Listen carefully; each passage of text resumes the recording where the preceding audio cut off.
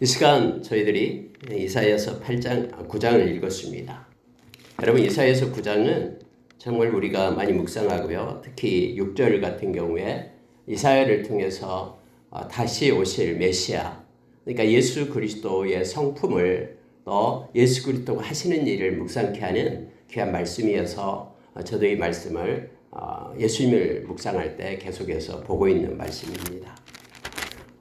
여러분, 특히 9장에서는 하나님께로 돌아오지 않으면요, 하나님의 진노를 멈추지 않는다라고 우리에게 가르칩니다.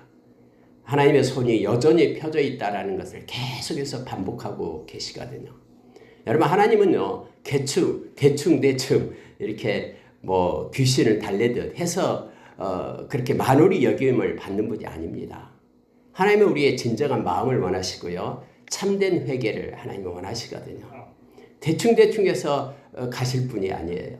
하나님은 철저하게 진실되게 온전함으로 하나님의 백성 하나님을 섬기며 하나님 앞에 나오기를 원하시고 계심을 알게 합니다. 특히 여러분, 오늘 말씀은 신약에서도 많이 인용되고 있는 말씀이고요. 또 이 말씀이 예수님의 탄생을 나타내고 예수님이 땅에 오신 목적을 나타내는 말씀들로 기록이 되어 있습니다. 자, 여러분, 말씀을 잠깐 보겠습니다. 이제 9장 1절에 보니까 이렇게 말합니다. 스불론 땅과 납달리 땅이 멸시를 당하게 하셨더니 후에는 해변길과 요단 저쪽 지방의 갈릴리를 영화롭게 하셨느니라. 갑자기 갈릴리 지역에 대한 하나님께서 특별한 영화로움을 이렇게 준다라고 말씀하죠. 근데 역사상으로 보면 갈릴리 지역은 이렇게 예루살렘 지역에 비해서요, 그렇게 촌이었고 후진 지역이었죠. 예수님께서 근데 갈릴리의 나사렛에서 예수님이 오시잖아요. 그래서 우리가 잘 알다시피 나사렛 예수 할 때는 저 시골을 나타내면서 무시를 받는 그런 이름이다 그랬죠. 근데 하나님께서 그곳에 영광의 빛을 비춘다라고 말합니다. 왜냐하면 그곳을 통해서 예수 그리스도 구원자가, 메시아가 이 땅에 오시기 때문에 그렇죠. 그래서 예수님이 오시기 전 약 700년 전에 이사야를 통해서 이렇게 예언된 말씀이 예수님이 오심으로 인하여 성취되었음을 우리는 압니다. 2절 보면은 흑암에 행하던 백성이 큰 빛을 보고 사망의 그늘진 땅에 거주하던 자에게 빛이 비치도다 라고 말합니다. 여러분, 하나님께서는 세 가지 속성을 우리에게 말해주고 있죠. 하나님은 빛이시다 라고 말씀하십니다. 그래서 여러분, 어둠이 하나님께는 가까이 갈 수가 없습니다. 하나님은 영이시다 라고 말합니다. 그래서 여러분, 하나님은요, 영이시기 때문에 안 계신 곳이 없어요. 늘 유비쿼터스, 어디든지 계시는 우리 하나님 되십니다. 그리고 하나님은 사랑이시다라고 우리에게 말합니다. 그래서 여러분, 하나님의 사랑이 모든 것의 동력이 됨을 우리가 압니다. 하나님의 사랑에서 나지 않는 것들은 우리가 하나님을 영화롭게 할 수도 없을 뿐더러 울리는 괭가리에 불과하다라고 우리에게 가르치고 있죠. 하나님은 세 가지 빛이시고 영이시고 하나님은 사랑이시다라고 우리에게 말합니다. 그래서 여러분, 하나님과 사귀는 자, 요한일서 1장 3절 이하에 보면 코이노니아, 하나님과 사귀는 자, 하나님과 연합된 자들은 성령을 쫓고 어둠을 멀리하고 빛을 사랑합니다. 그리고 뿐만 아니라 하나님의 사랑으로 모든 것을 행하려고 하죠. 하나님의 사랑을 가진 자가 되는 거예요. 근데 여러분, 우리가 잘 알다시피 요한복음 8장 12절에서 예수님은 내가 세상의 빛이다 라고 예수님도 동일한 말씀을 하셔요. 근데 나를 따르는 자는 어둠에 거하지 않고 생명의 빛을 얻게 될 것이다 라고 우리 주님이 말씀합니다. 저와 여러분이 어둠과의 사귐이 아니라, 어둠의 자식이 아니라 빛과의 사귐이에요. 그래서 거짓되고 음산하고 어둡고 캄캄하고 막 애매하고 이런 것들은 혼란스럽고 이런 것들은 어둠 가운데 그렇게 펼쳐지는 내용들이잖아요. 데살로니가전서 5장 보면 1절에 10절, 저와 여러분이 빛의 자녀라고 말하면서 빛의 자녀들은 믿음과 사랑과 소망을 가지고 살아간다라고 말합니다. 우리는 어둠 속에서 잠자는 자가 아니라 늘 깨어있는 자다라고 우리를 가르쳐주고 있죠. 예수님께서 빛으로 오셨다라고 요한복음 1장에서 우리에게 말해주고 있습니다. 여기서도 여러분 흑암에 행하던 백성이 큰 빛을 보고 사망의 그늘진 땅에 거주하던 자에게 빛이 비추도다 라고 말하고 있음을 보게 됩니다. 예수님께서 이 땅에 빛으로 오셨습니다. 요한복음 1장에 보면 그런데 자기가 지은 세상에 예수님께서 오셨는데 어둠의 세상에서는 빛을 알아보지 못해요. 그러나 빛을 바라보고 알아보고 영접하는 자, 그를 믿는 자들에게는 하나님의 자녀들은 권세를 주신다라고 우리에게 말합니다. 저와 여러분은 예수님을 영접한 빛의 자녀들이 되었음을 우리가 기억하길 원합니다. 우리가 여러분 에베소서 5장 8절에 이하에 보면은 저와 여러분은 빛의 자녀들이기 때문에 빛의 열매에 대해서 나오고 있죠. 모든 착함과 의로움과 진실함을 가지고 살아간다고 말합니다. 여러분 빛이란 산물입니다. 빛의 자녀들은 그래서 착함과 의로움과 진실함, 정직함과 진실함을 가지고 살아가는 이들임을 우리에게 말합니다. 막 그렇게 대충 숨겨두고 그렇게 어둠 가운데 있고 혼란한 가운데 혼미 가운데 살아가서는 안 됩니다. 고린도후서 4장 4절 이하에 보면은 우리 말씀이 우리의 마음 가운데 떨어지고 그렇게 결실을 못하게 방해하는 악한 자가 있다 그러죠. 그 악한 자의 특징이 뭐냐면은 혼미하게 한다라고 말합니다. 말씀이 마음에 떨어지지 않도록 막 마음을 혼미하게 하고 어둠 가운데 거하게끔 그렇게 해요.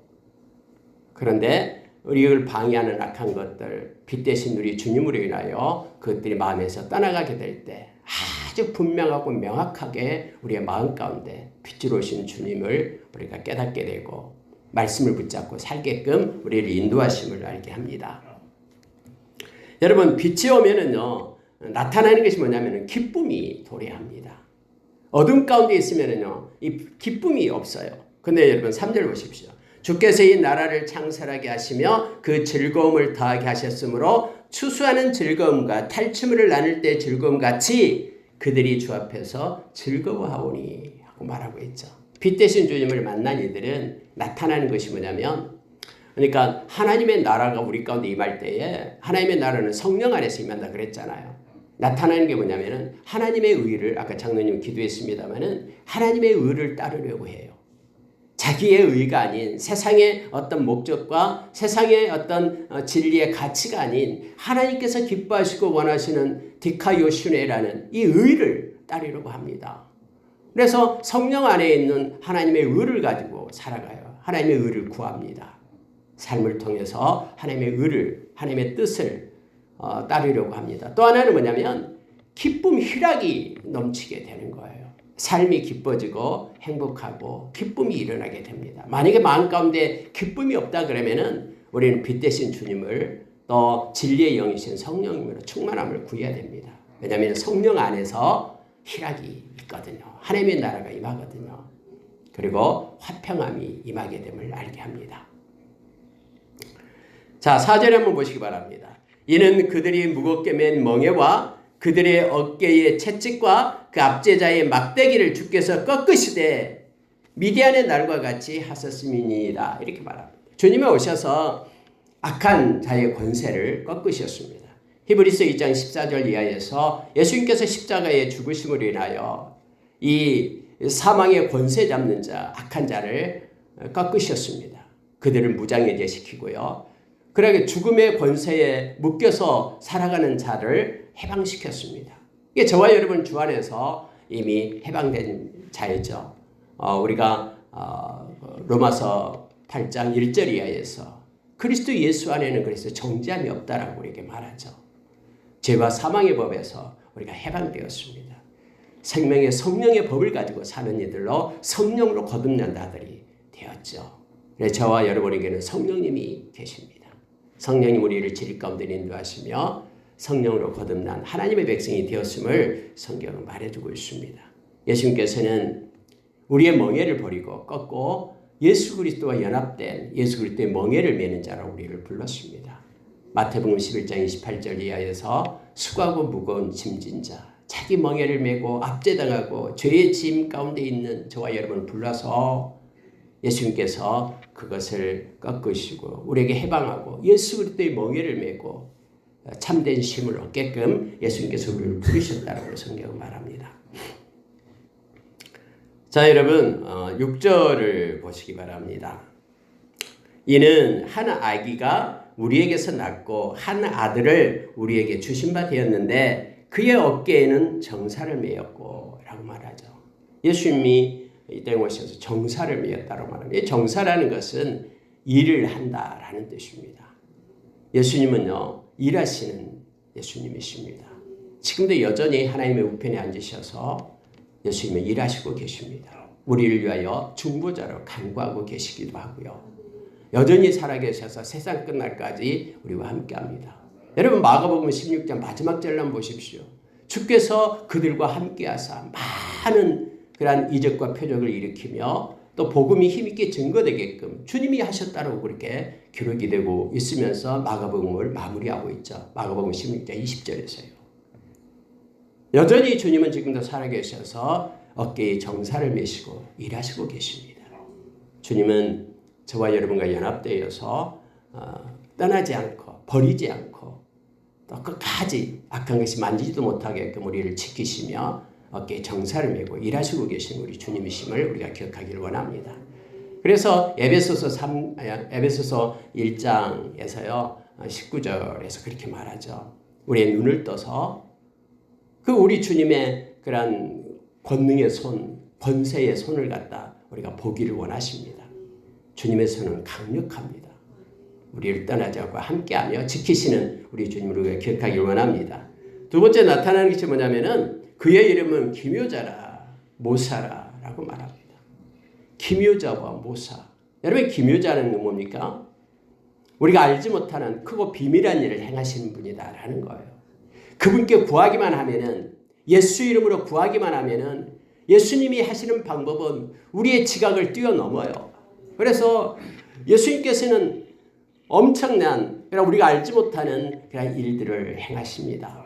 네, 그것도 주님의 방법으로요.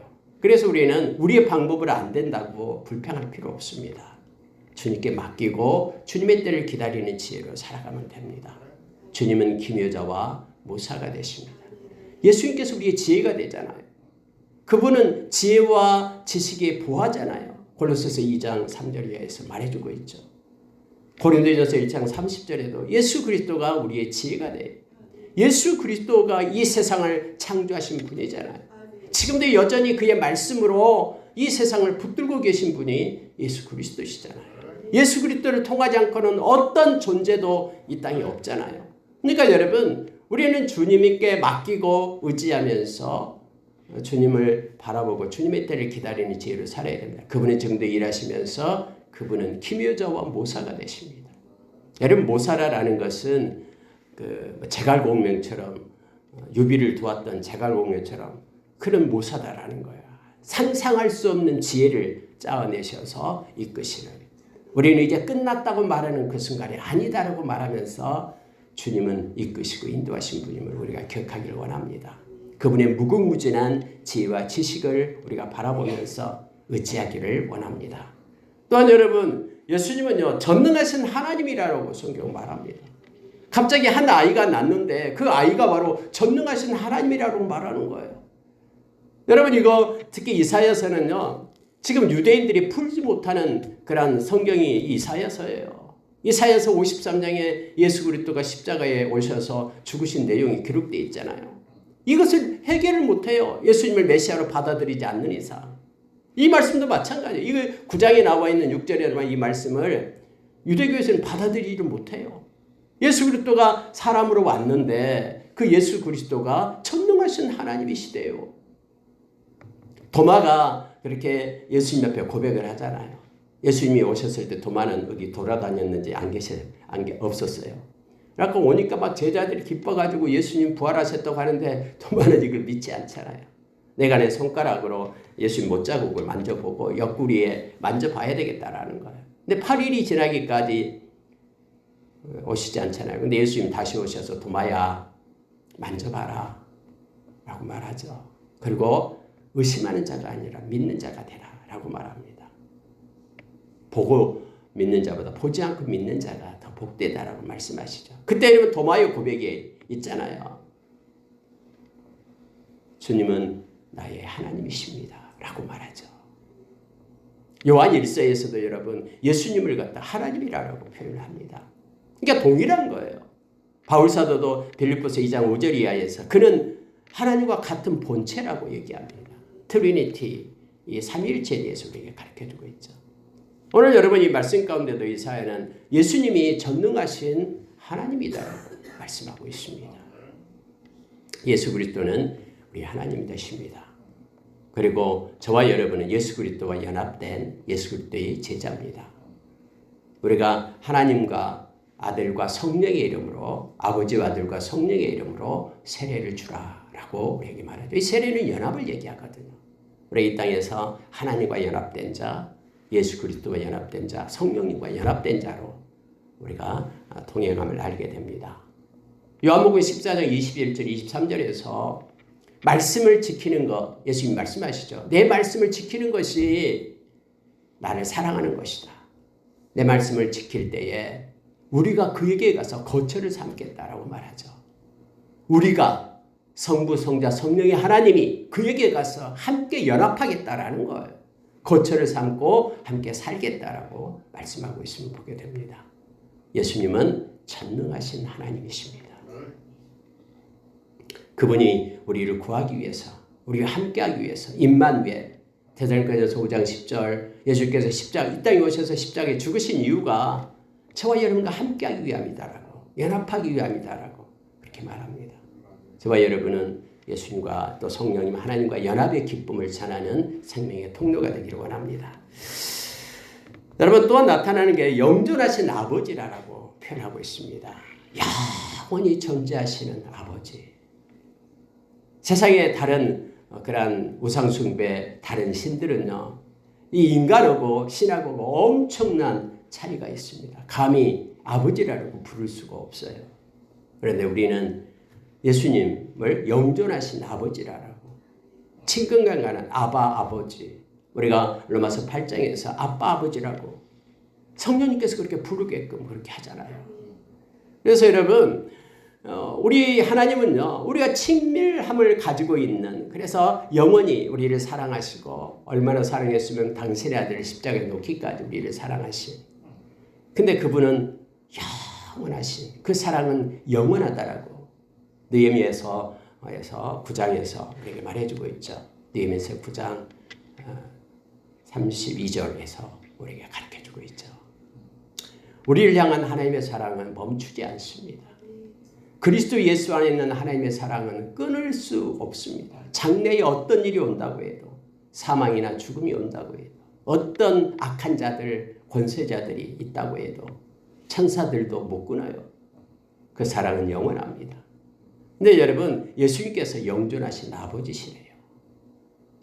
영원히 존재하시며 우리와 함께하고 동행하시는 우리 주님을 성경은 그렇게 표현합니다.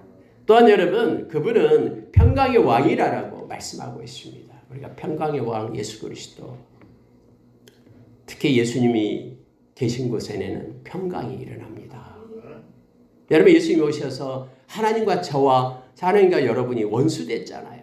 그런데 평강의 왕이 오셨기 때문에 원수된 그 요소인 죄를 예수님이 없앴잖아요. 화목제물이 되어가지고 하나님과 우리가 평강할 수 있도록, 하나 될 수 있도록 예수님께서 십자가 제단에서 당신의 몸을 들여가지고 하나님과 저와 여러분이 하나 된 거예요. 예수님께서 평강의 왕이시기 때문에요. 그래서 십자가가 바로 엄청난 은혜의 입을 우리로 깨닫게 합니다. 십자가 제단에서 예수님이 당신의 생명을 놓음으로 하나님과 저와 여러분이 자녀가 되고 하나가 되고 평강을 누리게 된 겁니다. 우리가 히브리서 보면은 히브리서 10장 19절 20절에 예수님께서 당신의 육체를 쪼개서 하나님께로 이르는 살 길을 내었다라고 우리에게 말하잖아요. 예수님을 통해서만 그의 의를 힘입고 우리가 히브리서 4장 16절 말씀처럼 하나님의 보좌에 나가 기도하며 우리 하나님을 만나게 됩니다.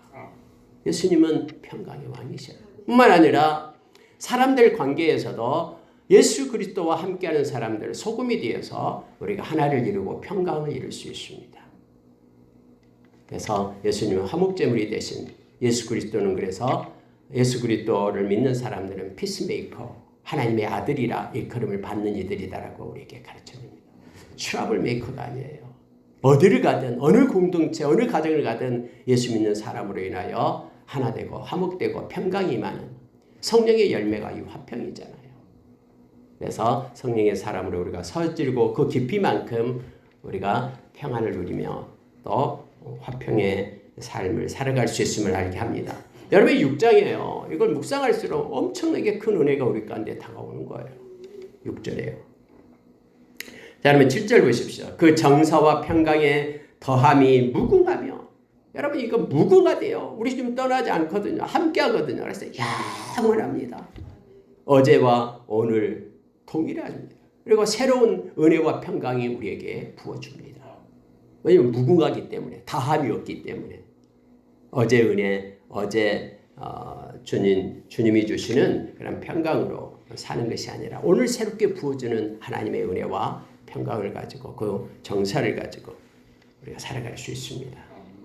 다윗의 왕자와 그의 나라에 군림하여 그 나라를 굳게 세우고 지금 이후로 영원히 정의와 공의로 그것을 보존하실 것이라. 만군의 여호와의 열심히 일을 이루시니. 여러분 사람이 이걸 이루어간다 그러면은 중간에 그만두겠죠. 참 뭐든지 그렇잖아요. 우리가 누군가를 사랑할 때도요. 깨닫는 것은 쉽습니다. 아 진짜 좋아한가 보다. 그런데요. 유지는 어렵습니다. 언제나 그렇습니다. 만약에 그게 없다 그러면 세상에는 그게 없을 것입니다. 뭐 깨지는 거나 그런 것이 없을 거예요. 근데 여러분 언제나 유지하기는 어렵습니다.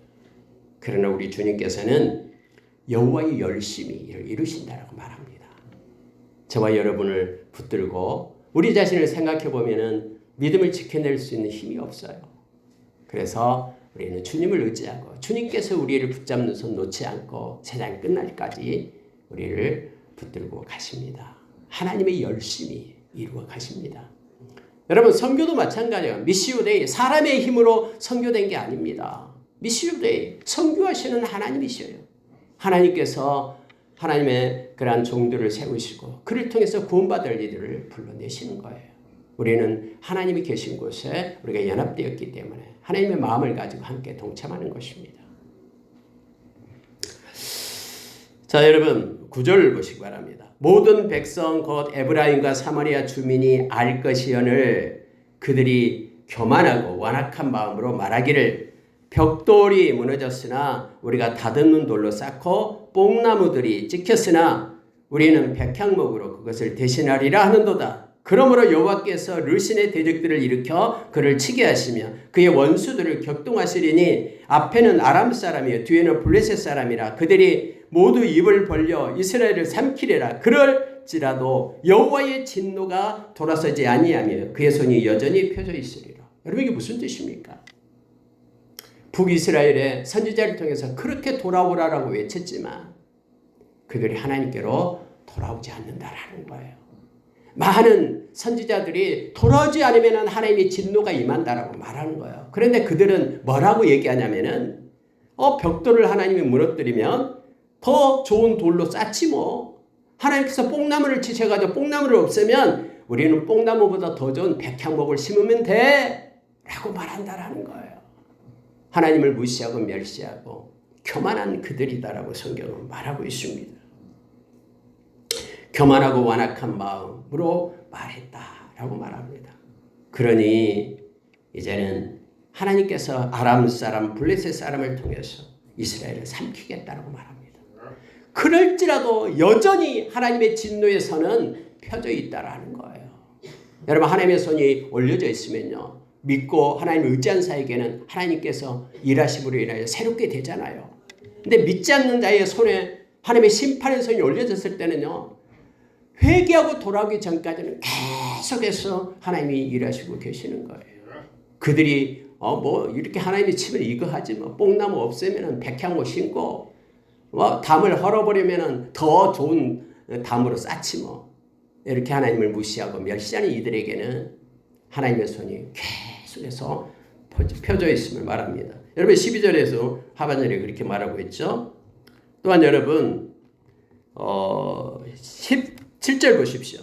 이 백성이 모두 경건하지 아니하며 악을 행하며 모든 입으로 망령되이 말하니 그러므로 주께서 그들의 장정들을 기뻐하지 아니하시며 그들의 고아와 가부를 긍휼히 여기지 아니하시리라. 그럴지라도 여호와의 진노가 돌아서지 아니하며 그의 손이 여전히 펴져 있으리라. 21절 므낫세는 에브라임은 므낫세를 먹을 것이요 또 그들이 합하여 유다를 치리라. 그럴지라도 여호와의 진노가 돌아서지 아니하며 그의 손이 여전히 펴져 있으리라. 하나님께로 돌아오지 않는다 그러면은 여전히 멸망의 심판이 준비되어 있음을 성경은 말합니다. 말씀을 마치겠습니다. 이 말씀만 보고 마칠게요. 여러분 14절 15절 16절 보고 마칠게 보십시오. 그러므로 여호와께서 하루 사이에 이스라엘 중에서 머리와 꼬리와 종려 나무 가지와 갈대를 끊으시리니 그 머리는 곧 장로와 존귀한 자여 그 꼬리는 곧 거짓말을 가르치는 선지자라. 백성을 인도하는 자가 그들을 미혹하니 인도를 받는 자들이 멸망을 당하는도다. 여러분 하나님께서 마지막에 머리와 꼬리를 자르겠답니다. 근데 그 머리가 뭐냐면 장로와 존귀한 자, 권세 있고 능력 있고 저 사람 대단하다라고 보는 그를 하루아침에 하나님께서 잘라내겠답니다. 꼬리를 자르겠다고 얘기하는데 꼬리가 누구냐면은 거짓말을 가르치는 선지자라고 성경이 분명하게 얘기합니다. 마지막 때는 미혹하는 자들이 일어납니다.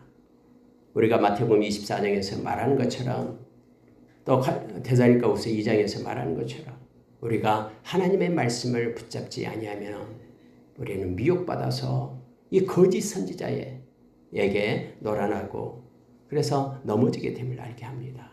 마지막 때가 될수록 저와 여러분이 거룩한 하나님께 속한 자가 되려면 하나님의 말씀과 기도로 하나님 앞에 서 있어야 됨을 성경은 가르쳐 줍니다.